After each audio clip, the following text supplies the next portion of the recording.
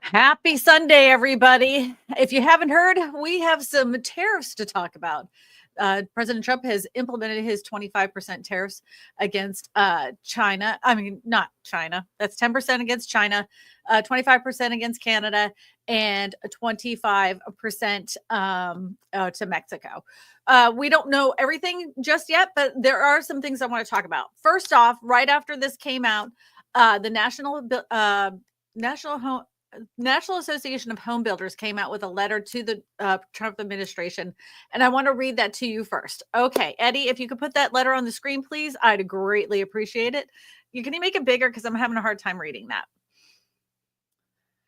It says, to the Honorable President Trump, dear President Trump, our country is facing a severe housing shortage and affordability crisis, which you recognize on your first day of office by issuing executive order that seeks to increase the housing supply and affordability.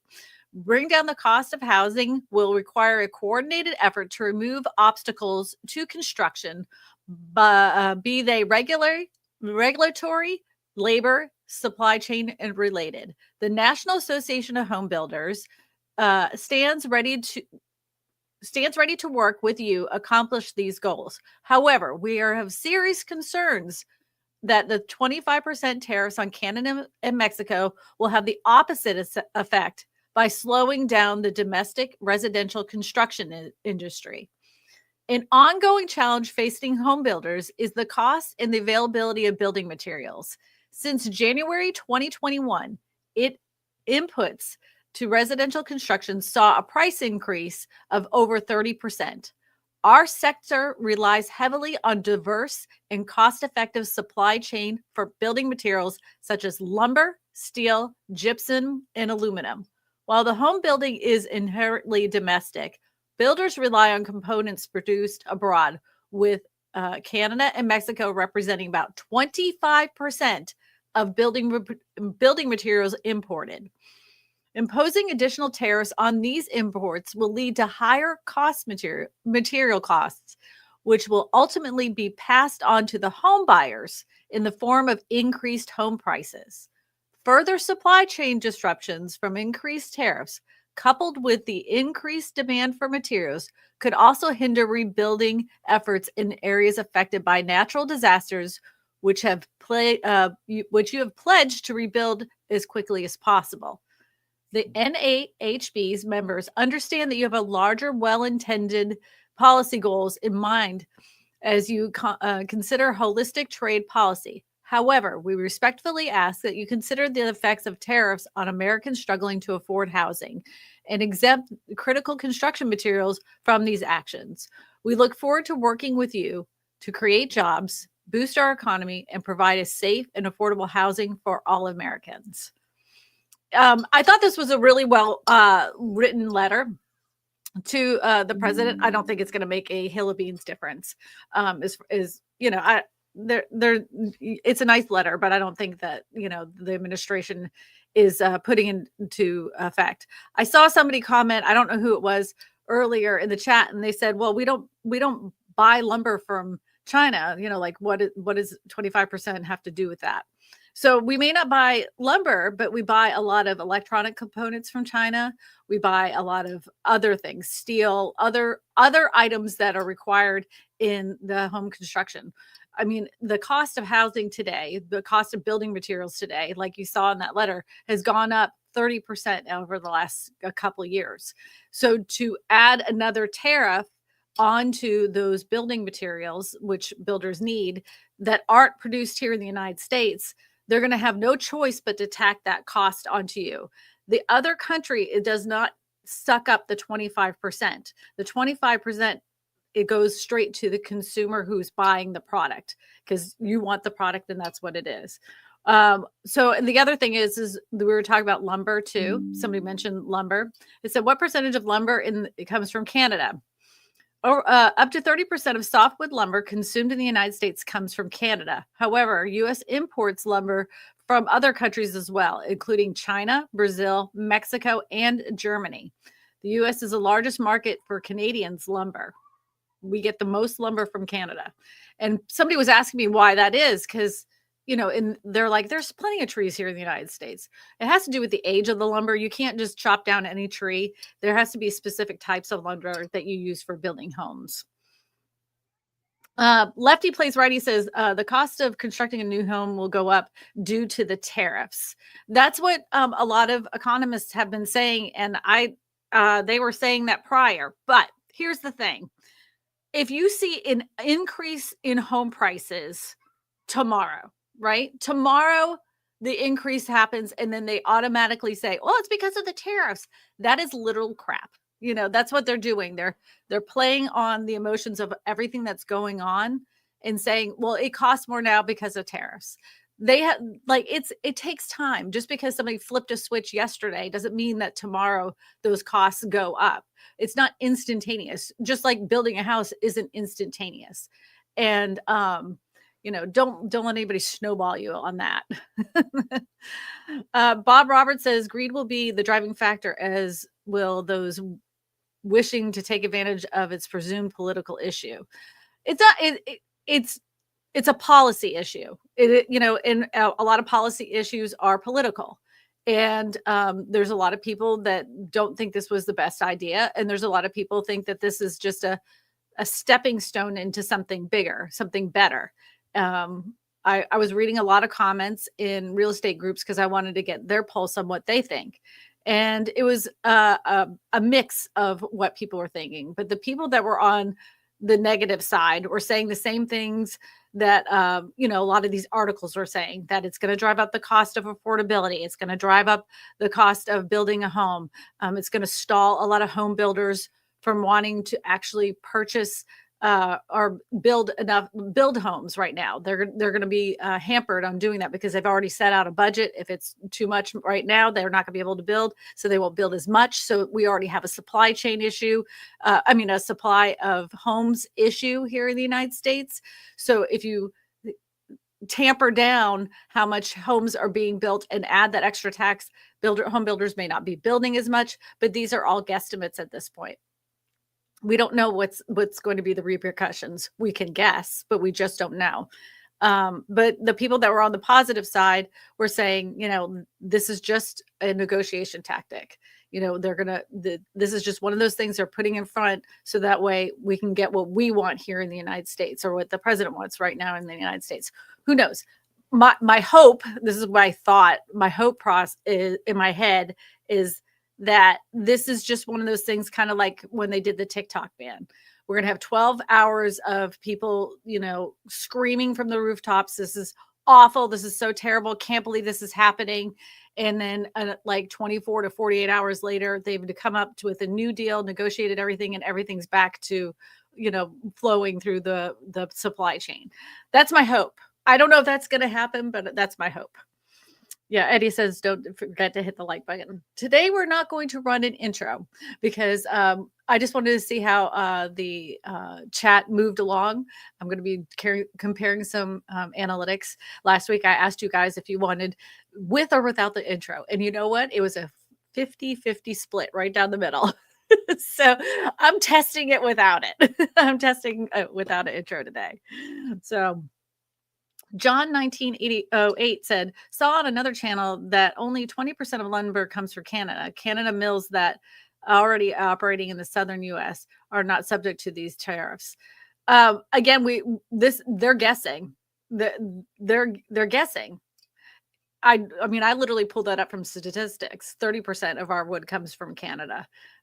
We mill, so like raw logs a lot of times will come over the border, and then we'll mill it here in the United States. But if it continues, if we have a problem, it's going to cause problems in like a lot of the west coast of the United States, and they need to be rebuilding. There's no doubt about it. They're going to be needing to rebuild, and to add that additional cost onto people right after they've had a natural disaster is just horrifying. And even in South Carolina too, there's still like, this will affect everything.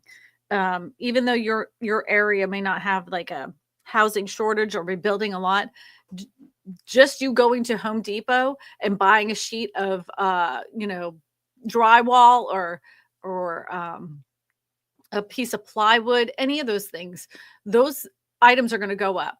You guys remember not too long ago, we had COVID and you went to the supply, like the Home Depot to buy anything during that time because of supply chain issues, the prices went up. And we're going to have those supply chain issues. It's not going to look exactly the same, but we're going to have supply chain issues if this continues. So again, let's just hope that they come up to some agreement and it doesn't last very long. Truth Teller says this is going to be an absolute nightmare for the country if these tariffs are horrible. Canada is mad and retaliating, and also Mexico is as well. Businesses are going to go under left and right. Let's hope that doesn't happen. Let's hope that they come to some agreement. I don't know what they want. Like, I don't know what we're asking that caused this to happen in the first place. We've had trade agreements with Canada, very diplomatic relationships with Canada since like 1927, I think. And he find that quote for me. I think it's since 1927 we've had amicable relationships with Canada. So I don't know what stoked this whole fire with all of this in the first place. To me, it makes no sense. It's like, why are we causing all this nonsense? Unless there's something that there's always stuff we don't know. We don't know. But I always am one of those people that's like, let's work it out. Why do we need to fight? Why do we have to be all mean about it? Let's work it out. Yeah, Bob says America first. And there might be a reason, for all this. I believe we did a trade agreement with China, or we actually went to negotiation with Canada and Mexico in less than 8 years ago? Yeah. So Trump did a negotiation with Canada and Mexico when he was in office 8 years ago. Yes, that is correct. It was a trade agreement then, but I think he wants to sweeten the deal again. Like, he wants it better. I mean, I don't know. I don't know what he wants, honestly. I would love to know what the catalyst to the trade this trade agreement is. Like, what is the driving force that's causing him to want to do this 25% tariff? Because this is the biggest confusion that I've seen over and over and over again. 25% more does not mean 25% more towards that country. It's 25% more of people bringing in those products, right? So if you're getting a product from Canada that's under these tariffs, it's going to cost the first person that gets it 25% more. So if Walmart, for instance, wanted something from Canada and they needed to stock their supply, right? It's going to cost Walmart 25% more. Walmart's not going to eat that price. They're not going to eat that price. That 25% is going to go straight back onto the product. So we'll give a good Canadian example. Maple syrup. Yes, we can tap maple syrup here. That's not the point. But if you were wanting to get Canadian maple syrup and it was $8 a bottle before, now you're going to be paying at least 25% more for that product because of the tariff. The country that we put the tariff off is not taking on that cost. The distributor that brings it in, when he brings in that new tariffed item, is not going to eat the cost. It goes straight to you as the consumer. And that's what happens with housing as well. And that's why the National Association of Home Builders is begging for them not to put this 25% on building materials, because they need that in order to build more housing. It's a healthy life set. Oh, it's a wealthy life, not healthy, wealthy life. Housing market is cooked. Inflation will affect buyers as well as the Fed holding or raising rates. Inflation expectations are going to skyrocket. Time for 8% rates. 8% rates is not unheard of. I don't think that's unheard of. But the bonds market always is different than the actual, like, when the Fed comes out with their rates, the bond market reflects differently. They're looking in the future of what's supposed to happen. So it'll be interesting to see tomorrow what's going to happen with the stock market, with rates, with mortgage rates. It's going to be real interesting. Debbie Brady, the future shaper, says China exports a wide range of building products, including tiles, fixtures, flooring, appliances, lighting. Tariffs on these items could raise the price of finished materials, pushing up costs. Yes, absolutely. So, like, yeah, all those little components that you don't think of, your alarm systems, your faucets, the washers inside the faucets, all these things that we haven't made here in, 3 decades, all of a sudden are going to cost a lot more. And people will automatically say, well, we can just make them here. Where are you going to find the factory to make it? Where are you going to get the raw materials to make those things? How long is it going to take you to train those people to build those items? I mean, you're talking about a 5-year plan. It isn't overnight. Somebody can't just snap a finger, find a bunch of workers, find a bunch of raw materials, find the machinery that makes those items, and get the ball rolling. It doesn't work like that. I wish it was like The Sims, you could just click a button and it all works, but it isn't like that. Good point, Debbie. Thank you. I really do think, though, that this is just a negotiation tool. I have faith. Maybe it's misguided. I don't know, but I have faith that this is all to help the housing market in one way, shape, or form, and that they'll come to the table and they'll work out a new trade agreement, because it doesn't help Canada, it doesn't help the United States, it doesn't help Mexico. But if he's trying to sweeten the deal for the United States, it all could turn out to be a very good thing.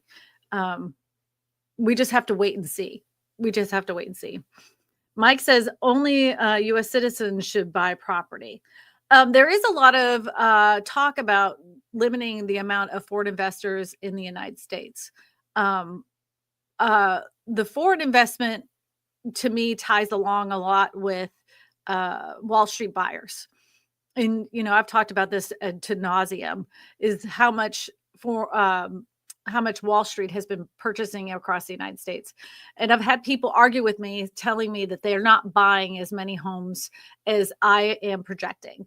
And I'm going to say that if you feel that way, and I'm not meaning this in a rude way, but you're foolish.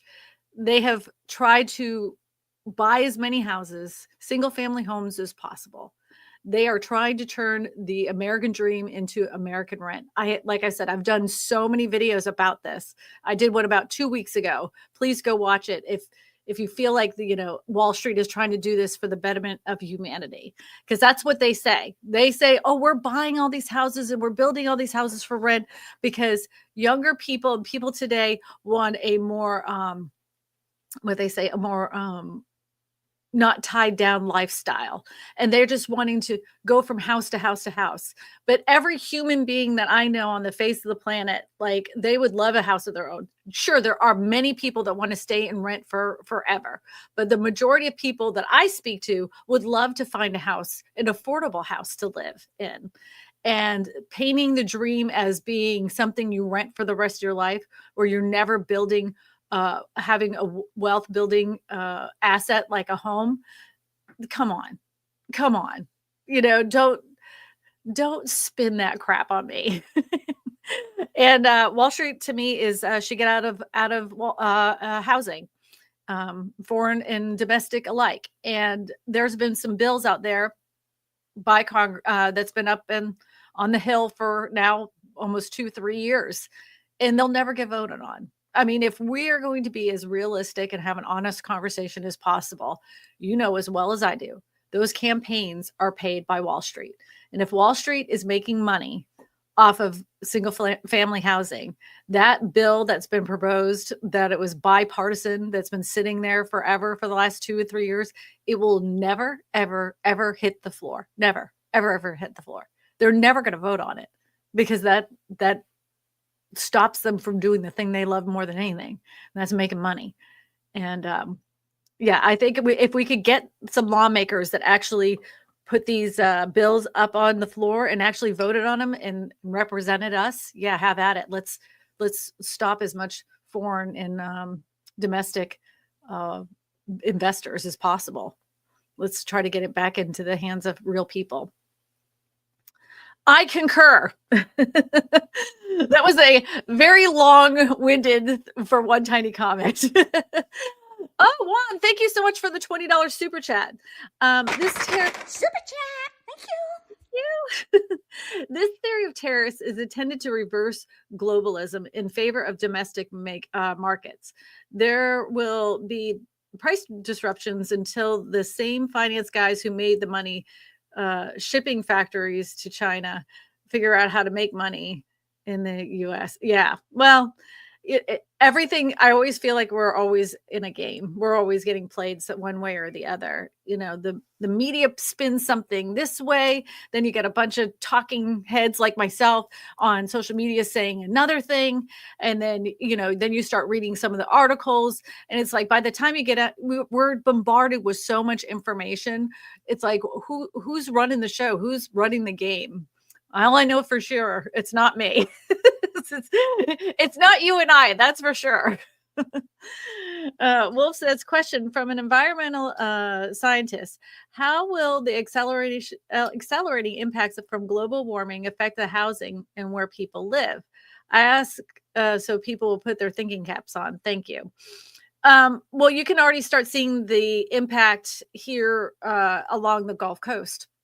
And whether you believe in climate change or not, there's no doubt that we've seen an increase of the strength of storms that have hit along the coastlines here in Louisiana, Florida, Alabama, all along that area.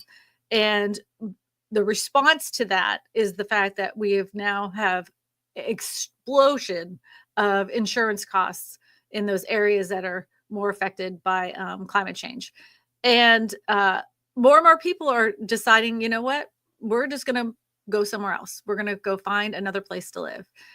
It's just not worth paying that amount of money. And I expect that we're going to see more and more people in the future decide that, you know what, this isn't the place for them to live, and they're going to go find somewhere else that doesn't have that many changes in weather. I mean, for the first time that I've ever lived here, and we've lived here for 20 years, we had nearly a foot of snow here in Baton Rouge. I mean, talk about crazy. Was it a fluke? Yeah, absolutely. If there wasn't climate change, would that have happened? I don't know. I'm not a meteorologist. I don't know anything about that stuff. But I know from living here in the short 20 years that I've lived here, the summers are a lot longer and a lot harder. We're seeing more and more named storms that come through than we've ever seen. And it keeps getting more rapid and quicker and rapid and quicker. It's crazy to me. When the hurricane season used to end on a certain month, now it's going all the way into October, November. Like it's crazy. I see it, whether you believe it or not. That's what I see. Helen says, will home prices go up only for new construction? In turn, that'll make older houses go up in price. How does that work? Great question. So the home builders have no choice but to offset their costs, right? They have margins they have to meet. So let's just say because of the 20%, 25% tariffs, they're now the new constructed home that used to cost $150,000. Let's just say it now costs $180,000 for them to build, and they have to make X amount of money. They will tack that on to the cost of the house. So existing homes will become more of a hot commodity because the newer homes are costing too much. The public's going to say, why would I buy your brand new house for $300,000 when I can buy the exact same house that's maybe 5, 6, maybe 10 years old, for like $50,000 less? I'm not doing that. I'm going to go buy the existing home. What happens with that is that existing homes end up becoming a hot commodity. And just like anything with the supply and demand issues, if something becomes more popular and more people want it, that means you have bidding wars. That means the prices start going up for existing homes as well, because the people are going to reject that price from the new construction because they're not going to pay that much, but they'll go to existing homes when there isn't enough supply of existing homes. That just is going to go ahead and drive up the price again. So then people have no choice but to buy that newer home because there isn't any more there isn't any more of the existing homes. Now the market could reject it altogether and say, you know what? It's just gotten way too expensive. I'm not going to buy that at all. And then people that live in existing homes will have no choice but to drop their price. If they continue to drop their price so much so that the builders can't compete, some builders may go under, and you start seeing a wave of foreclosures that hit the market because the builders can't pay their bills. They go into foreclosure, and you see something similar to what happened during 08. The difference being is that home builders don't have that supply of homes on hand like they did in 08. So it will not, the price reflection will not drop as drastically because of this like it did in 08, because we don't have that supply of new existing homes available. That was a really long answer. I hope that made sense. Douglas Law says, do you think tariffs, high prices, will cause demand destruction of causing slower growth and inflation in housing, resulting in lower interest rates? The Fed drives the rates, right? If I don't know, I mean, I wish I could, because all of this is all based off of what the market, meaning you and me as home buyers, do. What is the reaction from us as consumers to what happens with the tariffs in the housing market? Does it make people just pull out altogether and they're not buying anything? Does it make existing homes more popular with home buyers? It will be, what happens is what the market decides it's going to happen. If the market completely rejects everything, they say, I'm not paying more for a new constructed house. You know what? I'm not even going to buy an existing home because I don't know what's going on.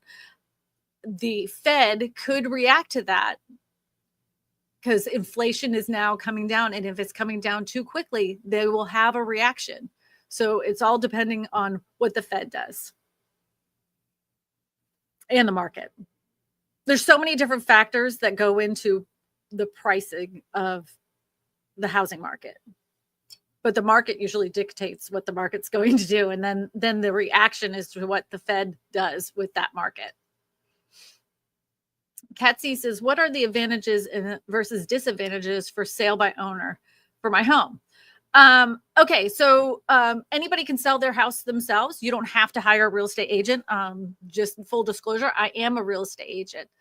The advantage is you have somebody that understands the contracts, the paperwork, understands how to advertise for your house, usually has their own book of clients that could possibly purchase their house.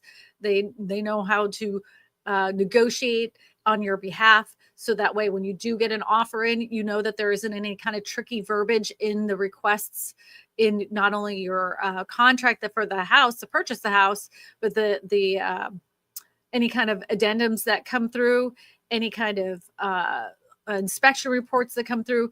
You have somebody that's on your side that understands how to do that, so you make the most money for yourself.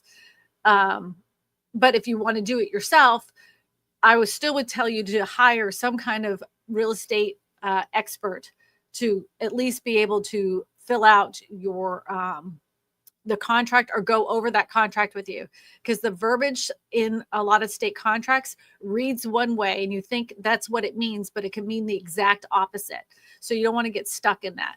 Now, if you happen to sell it yourself and you get a purchase agreement in, just take it to sometimes the title office attorneys will help you with that.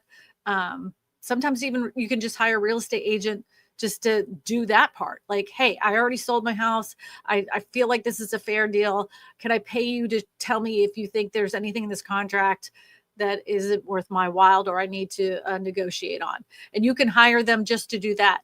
Now that there's been changes in the commission structure in real estate, the power is in your hands on how you want to hire that real estate agent. You can hire them like almost like a la carte kind of thing, like where they only do certain aspects of it, but you pay for that aspect of the transaction. So it's mostly up to you what you want to do. But I personally don't want to deal with any of that stuff. I don't want to. When I go to sell my house, I will hire a real estate agent. I could sell it myself. I'm a realtor, but I'm not going to. No way am I going to deal with that. I don't want to deal with any of it. Give me the contract. I don't want to talk to anybody. Tell me what I need to do. I'll sign right here. I know what to do. Of course I do. But it's a lot of stress on myself that I don't want to put out there.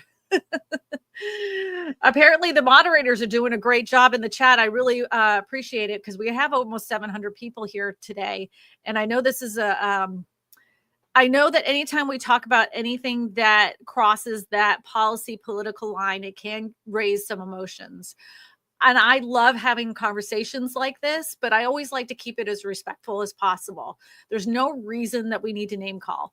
And if we're going to be honest, I mean, a lot of this is not, we're not angry with each other. It's a lot of this has to do with the politician themselves not doing what they needed to do for the last 20 years, which is creating policies. So a lot of these things shouldn't have happened in the first place.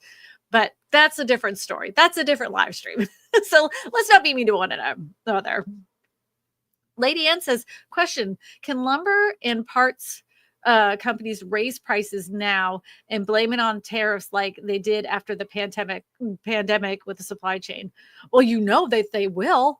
You know darn well. Corporate greed, to me, has gotten so incredibly out of hand. And they admitted that they've gotten stone cold busted. A lot of our food products and stuff that we bought during the pandemic that went up, 20, 30, sometimes 50%. It was totally unnecessary. They were just testing how much we were willing to tolerate as a public. And as we continued to buy the items at a more expensive rate, they were like, they're still buying it. Let's just keep going up until they stop. They tested us. And, we can't live without food. We can't live without food. It's crazy. I don't even know how that seems. I couldn't sleep at night. Me personally, I have too much empathy. I don't know if the word is even empathy. I just couldn't do that to people. If it's still costing me $13 to make a widget and I'm still going to be making $3, and nothing with the supply chain issue would still be the $3, but I could make more to raise the price. I don't know. Why would I? Have you ever heard of Arizona tea? Arizona tea doesn't raise the price on their 99-cent tea because of the fact that they're still making the same. And there's no way they will ever change the price on that tea. They're like, we got plenty. We're doing fine. Why would we raise the price? So I like them. Mark says, Kristina, yeah, you said it would affect California and South Carolina. Did you mean North Carolina? Oh, where the floods were for the hurricane? Yes. I'm sorry. If I said South Carolina, I misspoke. Thank you so much. I don't know if you've ever been out that area. My brother, one of my brothers has a cabin out there. He was very fortunate in the fact that his cabin is still there and everything's fine. But the level of devastation that was out there is unimaginable. There's still roads that are still I don't even know how they're going to bring it back. And I hope that some kind of government aid is going to be going out there soon to at least get these roads so people can get the building materials so they can start rebuilding again. It's almost impossible to do that now there's no access to some of these areas. So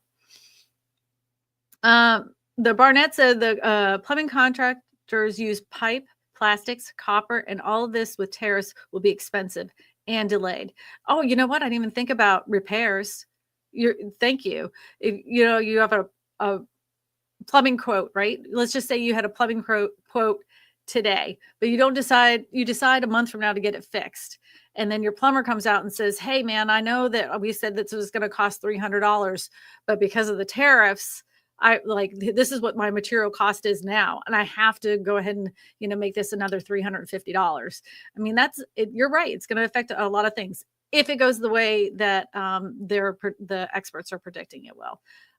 We've gotten a lot of phone calls. I don't know. Many of you may not be familiar with this live stream, but every week I do this at 3:30 on Sunday, and you can actually call in your questions for the live stream for next week. So if you call this number right here, 888-255-0197, you can talk to the AI robot. Okay. So she answers the phone. You can she'll ask you your name and where you're calling from, and then you can leave your real estate question. Sometimes the real estate robot is she's kind of moody, not gonna lie, and she has the tendency to sometimes interrupt you in the middle of talking. Just bulldoze right over her and just keep talking. That recording of that conversation will I will put on the screen for next week.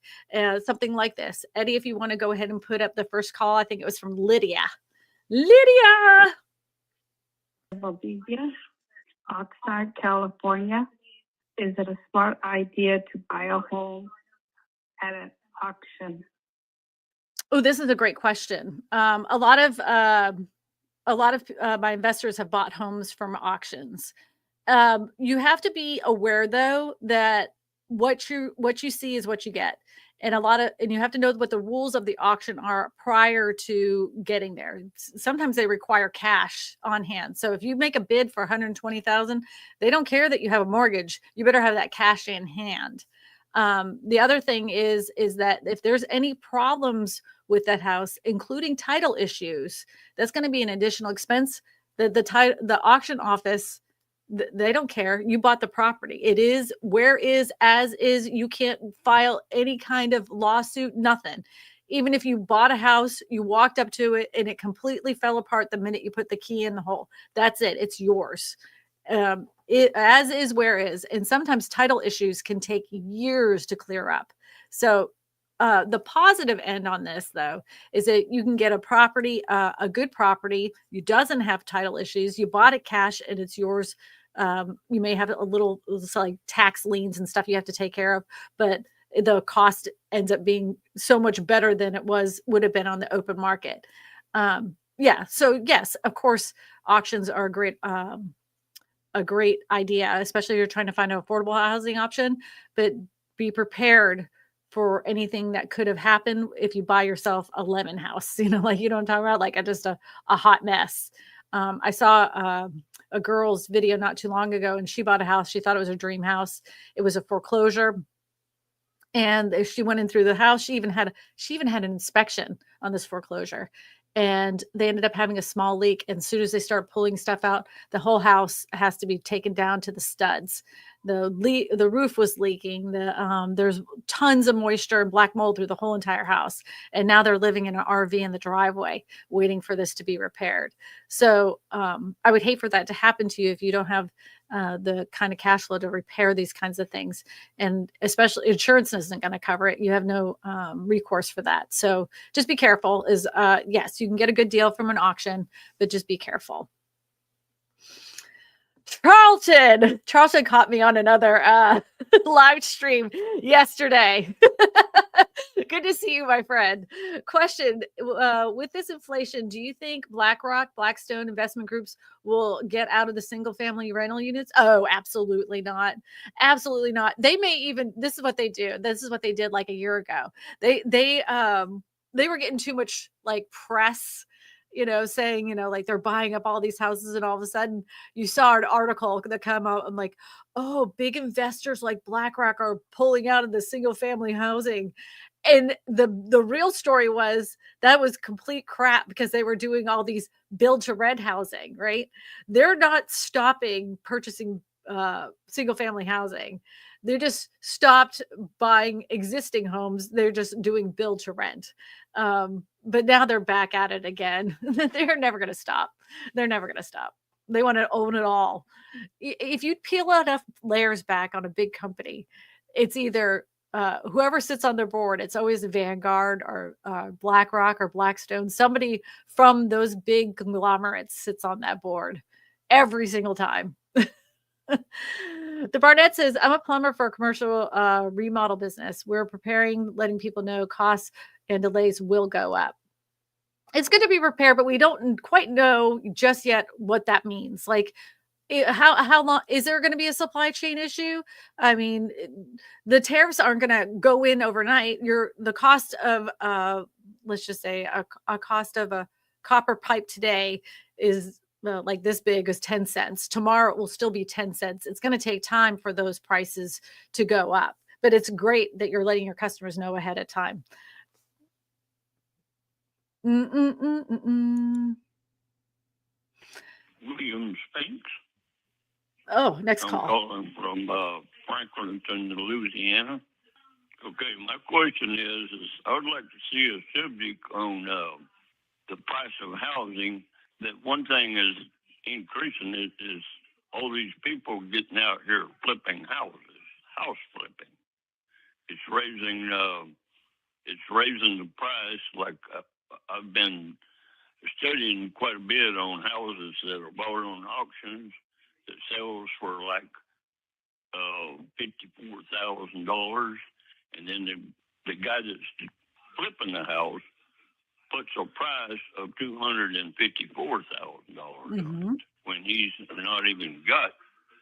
I mean, I know the cost of material is real high now, but the thing is he's not got over $50,000 in the cost of building the house. So that makes him making $150,000, and Mhm. that's increasing the cost of housing here in the state of Louisiana. Now I don't know about what state you live in. If you Louisiana. look around and you follow this subject, you will see that these people that's flipping these houses is making a lot of money, and it's causing the price of housing to go up. Yeah, that's what I would like to address, to see your address on the live stream. All right, William. So here a few things. So you stated that you believe that house flippers are, I don't know if you're thinking that they make too much money, or what you said was they're driving up the cost of housing because they bought the house at auction for 50,000, and you don't think it's right because you know that the cost of building materials didn't cost them that much. Why are they turning around and selling it for 300,000? The thing is that you, me, and everybody under the sun at any time could buy a house, put in some repairs, and try to sell it at a price. They can price anything they want. It's the consumers that decide and dictate what that price is going to be. If a customer is willing to pay that price that the house flipper has put it on the market for, and the appraiser has come in and said it's worth it, then that's it. I mean, there's nothing you can do about that. That's what happened during the pandemic. People were floored. Like, how did that house go up $10,000 in a week? That's impossible. The market said, yes, we have 27 offers on it. Everybody was willing to pay over that amount. It's a supply and demand issue, and the market didn't reject the price. The market said it was worth it. It was worth more than that. If the house flipper puts it on the market for $300,000 and they only put $50,000 in it, and they only bought it for $50,000, and they made that much profit, it's not the house flipper's fault. It's not the consumer's fault. It's that's what they were willing to pay for the house. And that's what happens. That's what a free market does. It allows for that price. There's nobody to say that you can't make as much money as you could possibly make on a product if the market is willing to purchase it. The house flippers used to be a really big problem back in 2008. And a lot of them lost their rear end. I don't see we don't have as many house flippers as we used to, again, because of the supply issue. Like you said, a lot of house flippers bought these houses at foreclosures, at auctions. And so they had an ample supply of homes that are in a state of disrepair that they could successfully flip and make more money. We don't have that many houses available today. So you don't see that problem as much as we have in years past. But that was a great call. William actually called back. We have another call from William, but we'll get to that in a minute.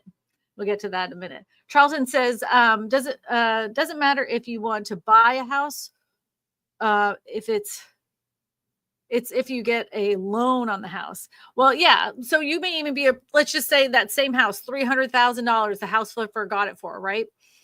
And you've been approved for $300,000. That appraiser still has to. That appraiser answers to the bank, even though the buyer hired them. The bank has to make sure that the house is worth it. So that appraiser goes around that house and make sure that the upgrades are done, make sure that everything in the neighborhood aligns for that price. even though the buyer was willing to purchase it, the appraiser could put a big giant wrench in that and say, absolutely not. This house is only worth $245,000. And then the seller has the option to say, well, I'm not willing to sell it for that. I'm going to get my price. And then they'll have to put it back on the market. But good luck finding somebody that doesn't need a loan for a home. I mean, most people get when they purchase a home are buying it with some kind of loan package. Yep, that is correct, Charlton. Spooky says, question, the trickle-down effects from tariffs could take a while before we see statistically significant changes in the market. How long do you think it will take until we see the impact? Ooh, well, some corporations are going to take advantage of the fact that we all know about it now. It's been all over the news, and so it could be pretty quick. The significant impact, I would say, would take less than maybe 60 days. We'd start seeing a lot more press articles, videos about what this effect has happened. It could have the absolute opposite effect of what they're saying. They're saying that it's going to drive up the cost of housing.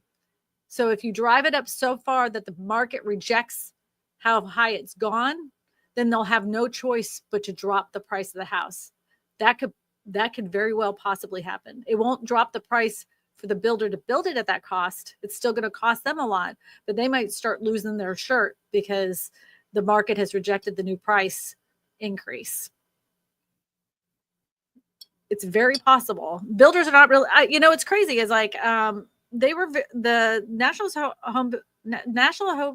National Association of Home Builders was very supportive of this president and presidency to get into office. So the fact that they wrote that letter, I don't know if you guys saw at the beginning of the live stream, they wrote a letter asking them to reconsider the tariffs on building materials. So it's interesting that they actually took that step to actually write the letter and then publish it for everybody to read. I was surprised by that. And I think their hope was that if they published it like this, that you and me and everybody else that's in the social media space would have that discussion with everybody, so everybody could take a look at it. It was brave of them to do something like that, to put it out there. Who knows? What's that, Eddie? The one thing I do want to bring in is because I saw some confusion about it. The energy tariffs, such as the electricity and gas, has a tariff, but it's only going to be 10% as opposed to the 25% on Canada. Okay. Yeah. So, I hadn't gotten all the details on outside of anything that had to relate to housing. I stepped in, Charlton saw me on a live stream, and I was on an oil and gas guy's live stream because he was talking about the effects of the oil and gas industry because of these tariffs and what it means for the United States. So there's all different aspects these tariffs are going to affect. It's going to, like somebody said, trickle down into other areas that you wouldn't even think about. But the cost of everything going up, the cost of a bunch of things going up means everything goes up. Eddie, there was one more article that came out about the tariffs that I wanted to read, if you don't mind. Lady T says, question, what are your thoughts on fabricated homes?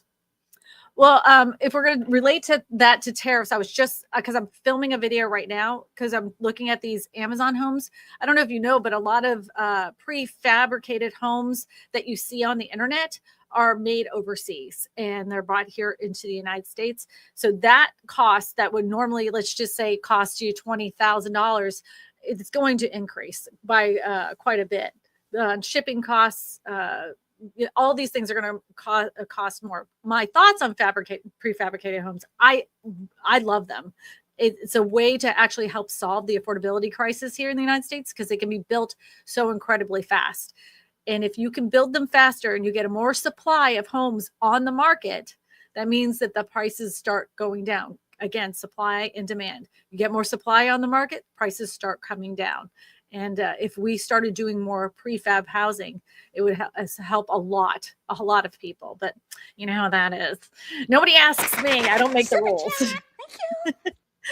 Deborah with a super sticker. Thank you so much for the $5 super chat. I appreciate you very much. That was very nice. Thank you. Thank you. Eddie, did you find that article that I gave you? Oh, here we go. Here we go. You're going to have to take out that banner off the front where it says the call in your question. You can call the AI a robot at 888-255-0197. I can't read that, Eddie. Assessing potential impacts of tariffs on the U.S. housing market. So I pulled this up on Friday because I decided I was going to talk about the tariffs today on Friday. But this is what they were saying the potential impacts of the tariffs is going to be. This came from Redfin. President Trump plans to impose 25% on imports from Canada and Mexico, 10% on imports from China starting Saturday. While the situation is fluid, the introduction of a broadband tariffs could significantly impact the housing market. The ultimate magnitude is difficult to predict, and it depends partly on how the universal they are. In general, the more difficult it is to substitute in any way from goods that are being tariffed, the higher likelihood the prices will broadly increase. That means the more goods and the more countries that are affected, the worse the inflation effect will be. In addition, currency devaluation may also offset some of the inflationary effect of tariffs. But the magnitude of that offset is difficult to predict in advance. Finally, macroeconomic conditions matter. When President Trump levied the new tariffs on specific goods from China in 2018, prices for those goods increased, but the broader economy did not experience that high inflation because of how the low inflation had been leading up to that particular period. The result is likely to be different this time because the Fed has been battling high inflation for over 3 years, and the job has yet to be finished. This is how they say the Fed will react. The Fed doesn't have to react on high inflation caused by tariffs because it is one-time price increases. Indeed, in 2018, they decided to look through the new tariff because of inflation was low, and they were more concerned with a weak economic growth. This time around, however, all signs point to a different reaction because inflation remains to be above 2% target. That's what you hear Jerome Powell. He always, every time he gives a speech and reads it, he's like, we're still trying to reach that 2% goal.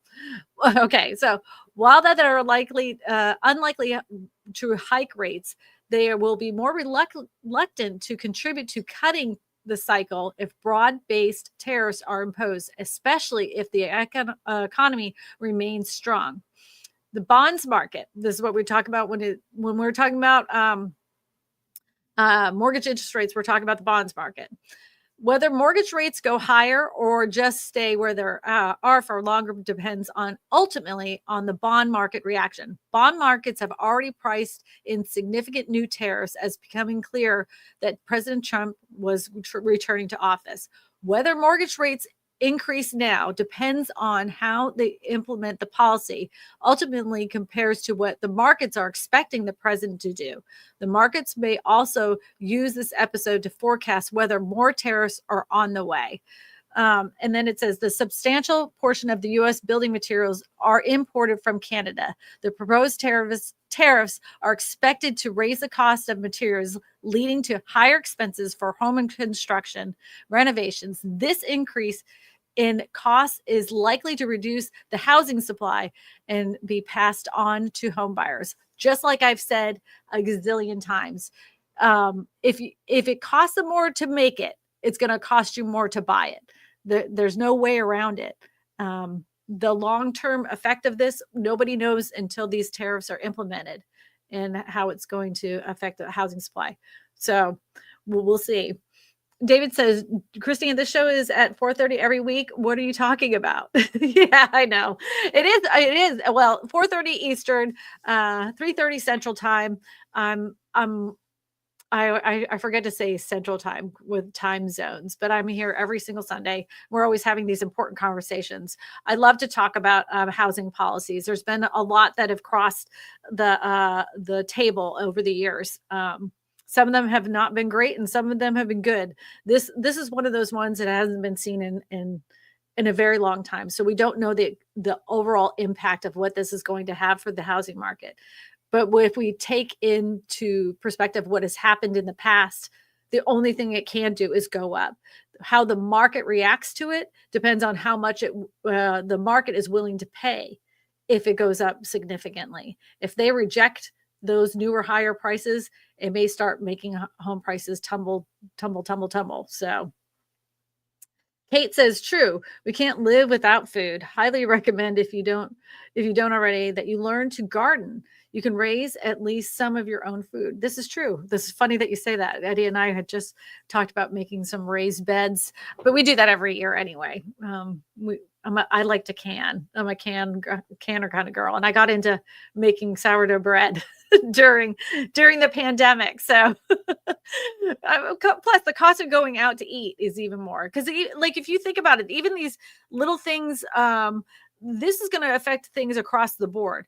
Like so she's talking about gardening. That's another kind of building material. Those stakes you put in the ground to, hold up your tomato plants. Some of the trellising that you use that may have come in from China, that's going to cost you more. You don't even realize a lot of times that you're buying things from a different country. And once those tariffs are imposed, it's going to cost you more. So then you have less money to purchase things. And then, even the restaurants, when they're buying their napkins and, all those things, and their plates, that might be coming from Canada or even Mexico. So now those have cost more. So then that cost is going to go into that. It is a ripple effect on many different things. It isn't just housing. It isn't just lumber. It isn't just, chips for computers. It trickles down into everything. It seeps into everything. People say, well, we just need to bring the jobs back here. We don't have the manufacturing facilities or the workforce to fill in the gap of what we would need to be completely self-sufficient. It just doesn't exist. And for that to happen would take years and years and years of not just infrastructure. You have to be realistic about how finding the workforce to work those jobs. So, yeah. We have another call from William that called in. So he has another question to ask about the workforce. So go ahead, Eddie, put William on the screen, please. William Spinks. I'm calling from Franklin, Louisiana. Okay, my question is about the labor issue. Yeah, the labor, we can't even work our kids legally because of regulations. And like the people that are building houses, they don't even pick up the trash around their house. They don't. I've been in the trade for 60 years. A lot of them, they don't paint. They don't do, they don't do anything to lower the cost on their housing. They just hire a contractor to come in there and do everything. And when there's a lot of things they could be doing themselves. I don't know if they've all become lazy here in Louisiana or what the deal is, but a lot of it is because of the regulation where kids can't work and stuff. And I don't know how to go about doing, going through the legislation and all that kind of stuff to get it done, to get, some action on it. All right. Thank you. If you're saying that you want kids in the workforce building houses, construction is a very dangerous job. I don't have a problem with teenage kids working jobs. I mean, I was babysitting at 12, 13 years old. Those kinds of jobs are fine. But I personally, and this, I'm asking the chat this, I don't want kids building houses. There's no, it's not only is it a safety hazard. I don't want children that should be in school building houses. Houses are built during the day, and kids should be in school during the day. You don't see houses being built at night. And I don't want them going to school during the day and then going to build a house at night.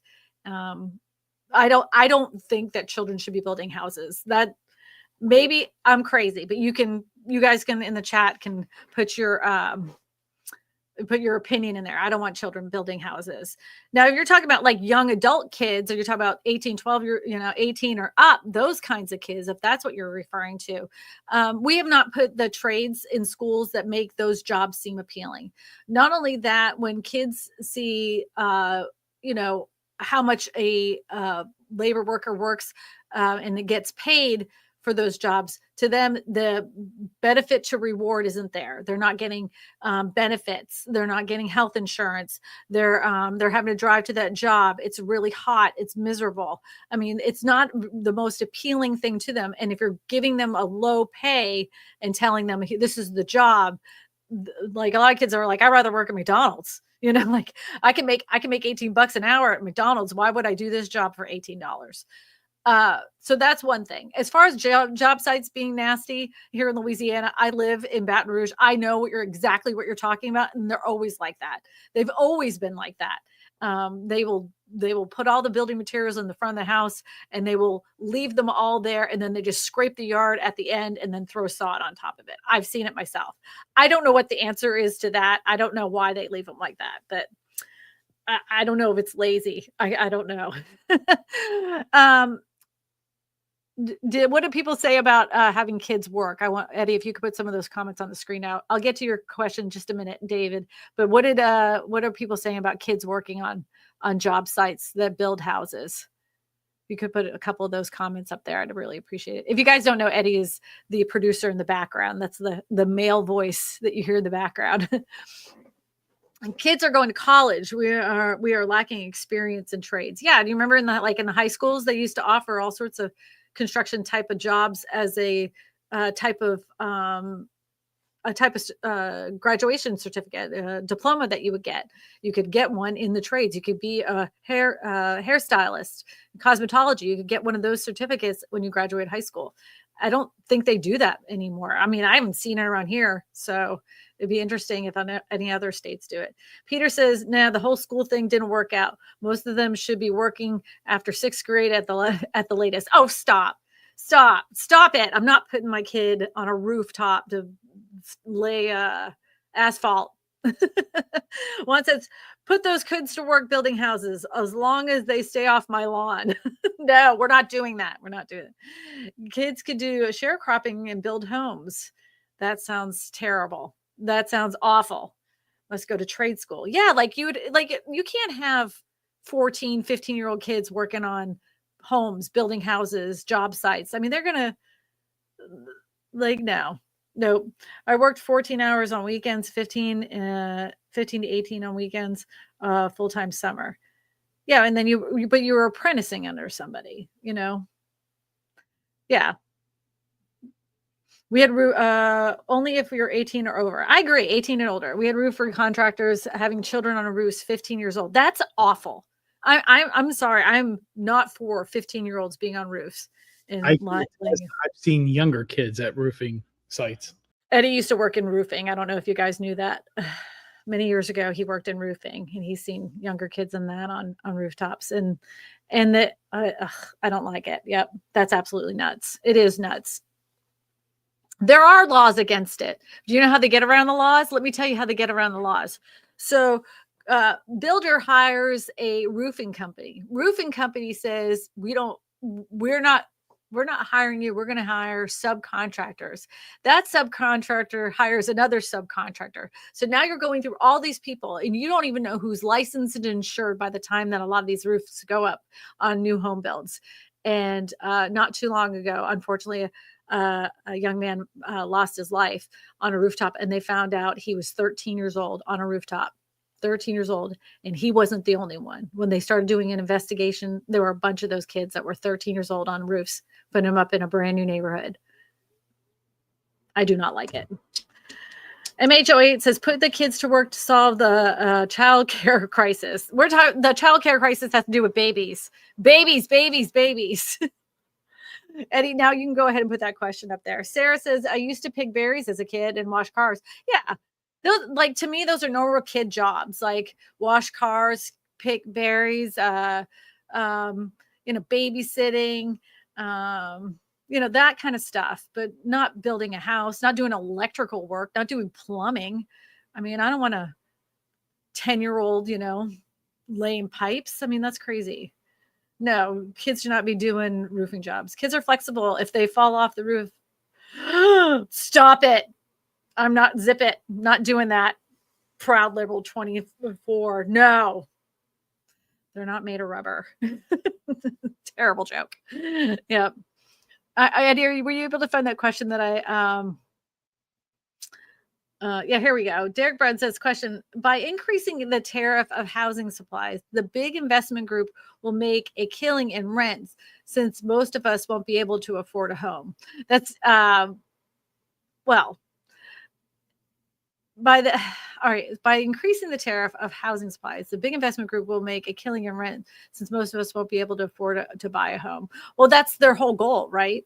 That's why they have increased not only the houses that they've purchased that other people lived in prior, they have really started investing in buying developments and doing what they call build to rent. So what they do is they buy a whole entire subdivision. They go to the builder and they say, hey, builder, what we would like to do is build a bunch of single family houses. We want you to build the houses like you always have. We want to give you a lump sum for these specific homes, and all of them are going to be build to rent. So you don't even have to worry about financing each and every person that's moving into this house. You build them, we bring in the people, and you're done. You build them, you're done. And the builders are like, heck yeah, I don't have to deal with, individual buyers. I don't have to deal with real estate agents. I don't have to deal with mortgage companies. I don't have to deal with appraisal companies. And they are primed and ready to build these houses because all they have to do is build them and get out. And they get a fat check at the end. That's increasing even more. So if the only supply you have of affordable housing in the area is for rent, that's what's going to happen. You're just going to have more and more people renting for life. Terrible idea. Lisette says, would you recommend remodeling a kitchen right now? I was planning to do so to increase my home's resale values. Any suggestions? Lisette, I would tell you this. Find out your reason why you're wanting to remodel your kitchen. Are you wanting to remodel your kitchen for resale value because you want to resell it in the spring? Or you're wanting to remodel your kitchen to increase resale value just so you can sell it sometime down the road? You're not really sure. What is your motivation to increase the value of your kitchen? If it's that you walk into your kitchen, you've lived this house for 20 years, you don't know when you want to move, but it's outdated and you really just want to update it because it's driving you crazy. And you're willing to live in this house and enjoy it for several years, yeah, remodel your kitchen, do it for yourself. But if you're only doing it just to resell your house, be very careful of what you're doing. Talk to somebody about it. Don't make sure you plan out a really good budget, and find out what exactly you need. Because you may not need to replace the cabinetry, for instance. You may just have to paint the hardware, paint the cabinets and replace some hardware to give it a more updated look to it. Maybe you don't have to replace the appliances, but you only have to do the kitchen countertops. If it was me and I was doing those things, I would price that all out now and buy the materials now, put it in my garage. And when I decide to remodel, then it's already there. That's what I would do. If I really wanted to do it, that's what I would do. David Jones says, question, do you think grants for companies producing domestic materials can help like they do with produce? Do you think grants from companies producing domestic materials can help? It could help. I don't know if it would offset enough because there's so many different things, because it isn't just construction costs when it comes to these tariffs. There's other tariffs on all these products down the line. So that trickle down effect is going to cause inflationary throughout the whole entire market. Everything you purchase is going to go up in price because of this one tariff of all these different countries. Everything will be increased in price. So all products, whether they're domestic or not, will increase in price. Yeah, so there's that.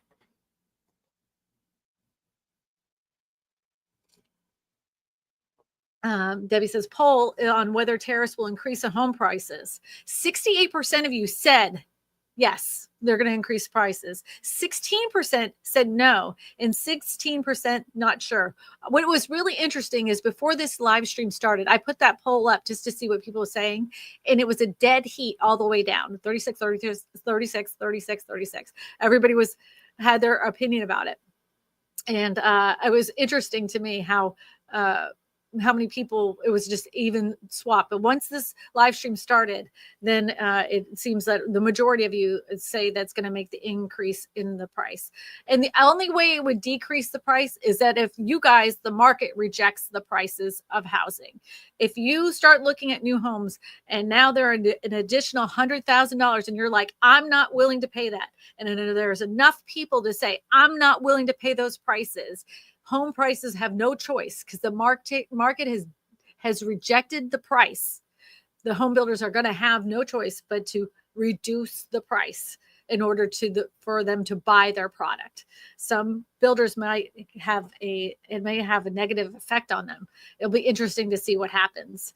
Nancy said last stream you said that you wanted to avoid the 2025 prediction due to many changes. As things are going now, would you be changing your mind on doing a prediction for 2025? Oh, Nancy. Oh, my prediction is right now is that everything is uncertain and we were still going to live in unprecedented times. You can count on that. That's my prediction. Everybody, I want to say a very special thank you to all of our moderators today that have spent the last hour with us and making sure the chat stayed clean. And I also want to say thank you to you as the audience for having this very important conversation when it comes to housing. It's going to be interesting to see what happens in the next 4 years with these tariffs. I would love to, hopefully next week, I can say that we have a whole new negotiation in place with these countries and there will be no increase in prices. That would be my that's my happy-go-lucky, yay, sunshiny. Hopefully we can have that conversation. But in the meantime, it's important for you guys to stay informed. And if you want to stay informed even more and you want to share this live stream with everybody, you can go to anywhere you listen to live streams, look up Kristina Smallhorn, Real Estate for Everyone, and you can share that live stream as a podcast. Eddie goes ahead and takes the audio from this live stream itself and then puts it up on the podcast site. So if you want to share this with your family and friends, I'd greatly appreciate it. If you happen to like this, go ahead and give it a 5-star review. I also, if you needed to get a hold of me and you wanted to talk to me about something, you can go ahead to my website, KristinaSmallhorn.com. Go ahead and fill out the form and I will give you a call and we'll talk about your real estate needs. One more thing too. What was I going to say? There was one more thing. Oh, if next week, if you want to have your phone call, like our friend William and Lydia asked their questions and you want to hear your question answered next week, go ahead and dial 888-255-0197. It is an AI robot of my voice that answers the phone call. You get to leave your name, where you live, and your real estate question. Sometimes the AI robot will try to answer you. Don't listen to her. Your question is still going to be answered on this on the air next week. So I look forward to seeing you guys next week, and I appreciate everybody's input on this. All right, everybody, let's do a little end screen rollout, Eddie. Get ready. Kristina's live stream is about to start.